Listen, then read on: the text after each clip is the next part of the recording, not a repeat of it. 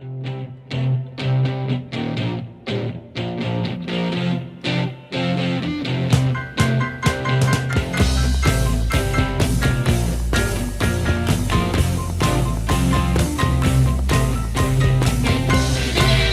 off into the near corner inside the Jackals zone. Up top to the blue line to Hannon. Taylor Hannon takes a shot. Score!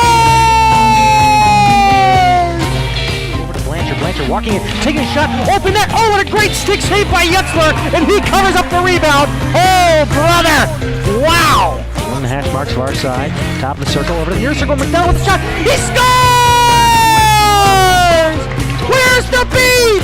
It's 3-2 Patriots. David Stearns for the Patriots Playback. So this past weekend, the Philadelphia Jackals came to town for some exhibition play, and, well, it was a split weekend for the Potomac Patriots. They took a 3-2 win on Saturday, but suffered a 7-1 loss. So that same team that they played the night before came out with a full head of steam on Sunday and completely surprised everybody in this building. And so that's just it. We have to wait 2 weeks until the next set of games.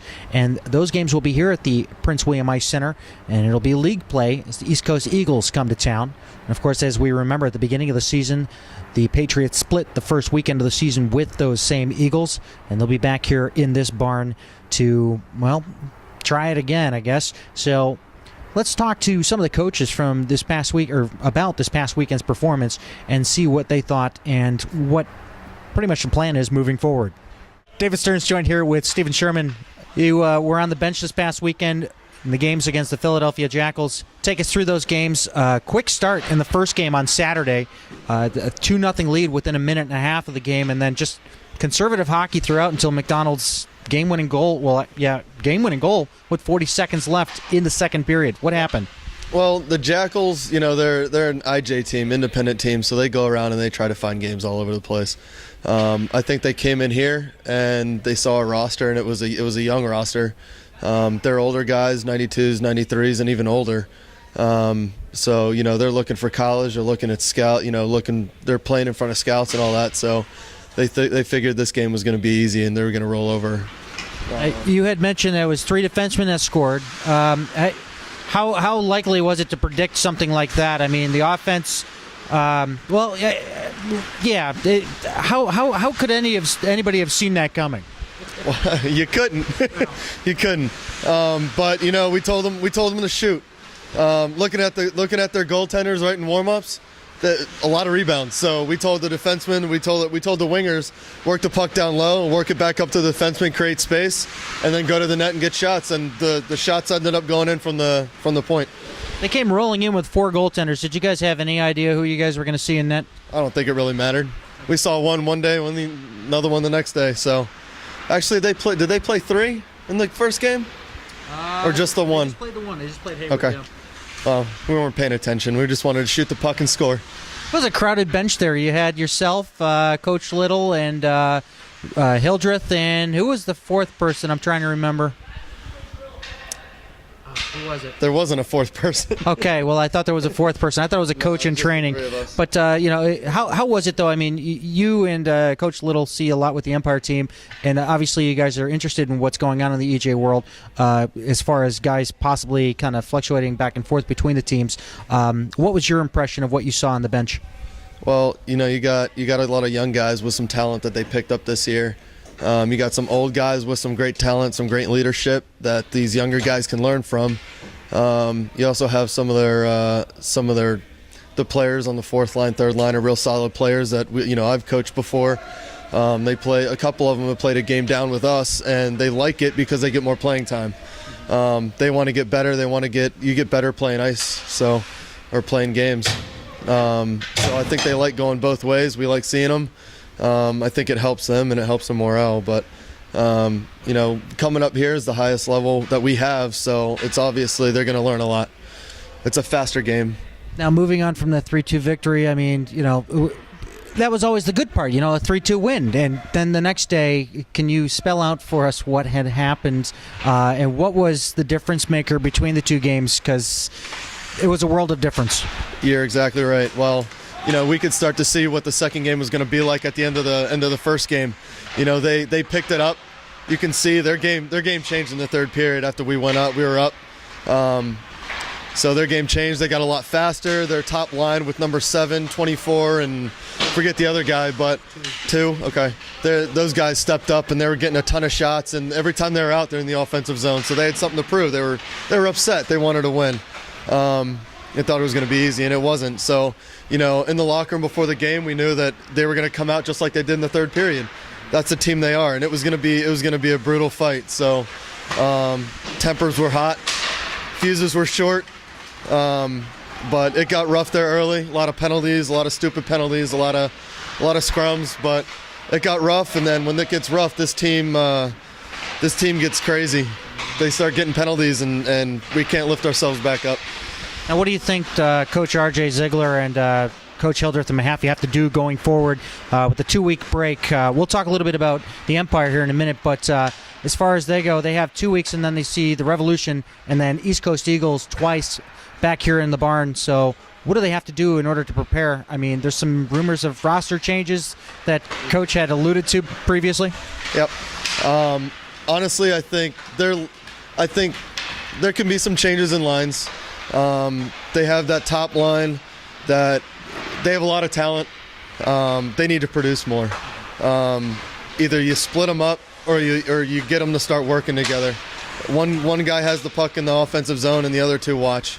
That's a lot of wasted talent there. If they work together, they'd be able to destroy every top line in the league. But I mean, long story short, what they need to get to 500. They need to get to 500. They're playing some teams that are below them in the standings that they definitely need wins, and they're playing some teams that are a couple spots ahead of them. So they definitely need to leap up a couple spots there and get some wins. Now, if we could change topic a little bit, let's go to your team here. You and Coach Little have a bit of a rough season yourselves with the Empire guys, and you guys have a 3-week stretch of no games whatsoever leading into the weekend against the East Coast Eagles as well. What's going on your side of the bench? It's not much different. Coaching the EJ team this weekend, the teams aren't that much different. A lot of things we have to work on are exactly the same. We're a team that'll come out to an early lead again in most games, and then we have a hard time keeping it. We let the refs get to us, we let the little things get to us, and we stop worrying about playing hockey. So that's one thing we need to focus on. Is there something we can do in practice? No. But, there's some fine-tuning we need to do. There's some offensive zone. Penalty kill has slacked a little bit, so we need to work on that. Any key players that you're looking towards game in and game out that have really exceeded your expectations or at least kept your expectations? I think the biggest surprise this year is Jack Strykar, to be completely honest. He was pegged as a 4th liner at best coming into it. And you know what? That kid turned it around. He's our leading point getter on the team. By 3, I think he's sitting at 13 or something like that. He had a month-and-a-half drought. Him and Nolan, yeah. So it's good to see them back on the scoreboard that last weekend, which is great. They need to get on a hot streak here. We need them in these next couple games, Hampton and East Coast, and definitely need some wins there. They're below us and above us, so. But Strykars has turned it up. I've put him on a checking line and he's produced. I've put him on our top line and he's produced there too. So the kid's got an eye for the net. Any major changes going forward into the long stretch of the final half of the season? I don't think there'll be many changes on the top 2 lines. The bottom 2 might change a little bit, but other than that, same idea, same game plan going in. It works. Execution just needs to be cleaned up a little bit here in practice. All right, well, thanks for stopping by. It's Coach Steven Sherman. Thank you. David Stearns joined here with Coach R.J. Ziegler. Hey, where have you been? Wedding and honeymoon. Well, congrats on that. How does it feel? Good. Doesn't feel a whole lot different yet, but everybody tells me that just to wait, and it'll hit eventually. So we'll see. Well, good luck with all that, and congrats again. But now you come back. Your team has kind of hit a bit of a rough patch. How do you pick up from where you left off here and motivate them up for East Coast Eagles on the other side? Well, we actually we have a game against the Revolution too, right before the East Coast Eagles. That's against their EJ team, and not that you treat an EJ game as a tune-up. It's a league game for us, but I think that playing against that level of competition will get us ready to play against East Coast. Typically, teams play to the competition that they're on the ice with at that level. And the Revolution are, they're an EJ team, and they'll probably bring the best out of us, I hope, and get us going in the right direction. In the meantime, prior to that, we're going to have a nice long team meeting on Tuesday before the Thanksgiving break. Kind of get everybody back on the same page. With kids this age, there's all kinds of distractions. You have high school hockey, you have SATs, you have school, there's so many reasons why kids' primary focus ends up not necessarily being hockey. And we need to kind of reel everybody back in, get everybody focused on, their job here with the Patriots, and then move forward from there. Talk a little bit about where we are right now as far as pretty much the storyline of the season, how we've gotten here, and any surprises that just kind of stand out in your mind, like players that may have kind of risen up here or maybe are underperforming that you're looking for more from. What are the things that stand out to you at this point in the season? Well, you hate to kind of single out guys on a negative side, so I'm not gonna. I'll put it into one lump. We had some spectacular goaltending early in the season, and basically since the Charlotte showcase, we haven't seen it. And I think for any team to be successful, you have to have consistent goaltending. Not necessarily always spectacular, but consistent it's a must. And we've seen our team feed on the brilliance of our goaltending at times, and as a result, we win. And when you feel like you can't take chances offensively, and when you feel like the goaltending isn't going to make the saves that it needs to, it affects everything. And some of it's just mental, and our guys have to play the same way regardless, but it's just, you can tell them that all you want, but it's not that easy. It's not that cut and dry. And so I think I really like to see our goaltending get back to being consistent like it was a few weeks into the season. And if that happens, I think we'll be in real good shape. Offensively, I think Turgeon's kind of lived up to his, this is what he does. He puts points on the board. He leads our team in points again. The line we put together with him, Marks, and Whipper has been great. They've actually been consistently good since we put them together. So I'm very happy with that line. Defensively, hard for me to say any negative because I wasn't here. But I do know that the coaching staff's still talking very highly about Ian Edgington. And it's one of those things where if I look at a score sheet from my honeymoon, I don't see Ian's name anywhere, but that's a good thing. If you look at our plus minus and everything, the kid, he's just solid. The games we played Atlanta before I left, we gave up, what did we give up? A total of, I think, 12 goals, and he was even. You give up 12 goals against a really good team, and you're a guy on your first pair D is even. That's pretty awesome. So, there's a lot of positives on our team, and I think that we still have a lot of potential, and we are still the youngest team in this league, and there's a lot that we can do to improve, and our kids are making those improvements, and they're adjusting. We got to pull out some points against some of these teams that we haven't yet, and try to get into the playoffs, and then see if we can upset somebody. Now, aside from the goaltending and everything, the line combinations, we saw different variations of lines that Coach Hildreth had put together while you were out. One line that stood out to me in particular that had a little bit of energy to it is Gregory, Smith, and Piccirilli. Is that a line that you're going to keep with? I'm not opposed to it. We had Gregory and Smith playing together quite a bit. Cameron's kind of attached himself to Sean. I don't really know how that happened, but it did. And actually, Sean's been great with him. He's his, we do rookie vets, and Cameron is Sean's rookie, and he's his vet. So Cameron's comfortable playing with him. I think it adds some confidence to his game, and as coaches, it's our job to try to put kids in a position to succeed. And if Cameron plays better with Sean loves playing with him too. Obviously, he's a great player. And then who we put on the other part of that, that's changed some. We had Gross there a little bit, and that worked from an offensive output situation, but Pick he's that kind of player too. He's an energy guy. This is his first season really playing forward. We shifted him to forward after about a week into the season, I think, and he's been great. He is an energy guy. He's our most physical player. And by moving him to forward, we took away a little bit of the defensive responsibility and allowed him to kind of roam around and throw some bodies around. So if he can do that on that line, that creates space for Cameron, and that's a good thing. So. One quick thing, your roster and the health of your players, anything that we have to be concerned about going forward into the second half of the season? I don't know if it's concerned, but there's going to be changes. We currently have 26 players working out with our EJ team, 23 with our Empire for a total of 49. It looks as though we're going to acquire one more very gifted offensive player within the next week or so. It's not a done deal, but it looks pretty likely. And if that happens, he would be moving on to the EJ team, which makes 27.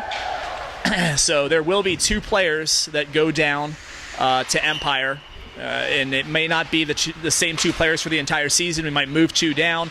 If they play well, we pull them back, let somebody else go down. We don't have to freeze until February. So, but the one thing that will happen is that we will have a couple of guys going down to play some games with the Empire team to get to 25. And then our program's at max capacity, 25 on each team. You see this as a positive move as far as, some teams don't bode well with changes kind of halfway through, but at this point, with a few losses that we've had recently, do you think this is going to work out for the better in your own opinion? It's hard to send kids down because it's really the kids we send down, it's not because they're not committed or it's not because they're not great kids. The one thing that we have, no matter what, wins or losses, is we have some just fantastic kids in our program. And so it's hard to send kids down. But when you start sending kids down, you start moving kids up maybe, then there's that motivation. There's that little kick in the backside that, all right, if I don't get this done, if I don't do a little bit extra, maybe I'm the one that's moving down. And if they do move down, then they're working their butt off to try to get the chance to come back. And so, hopefully the positive spin on it is that we get a few guys motivated. So. Well, good luck with the decision-making on that, and good luck with the 2 weeks off. All right, thank you very much. All right, it's Coach R.J. Ziegler, back from his honeymoon, and he's a married man.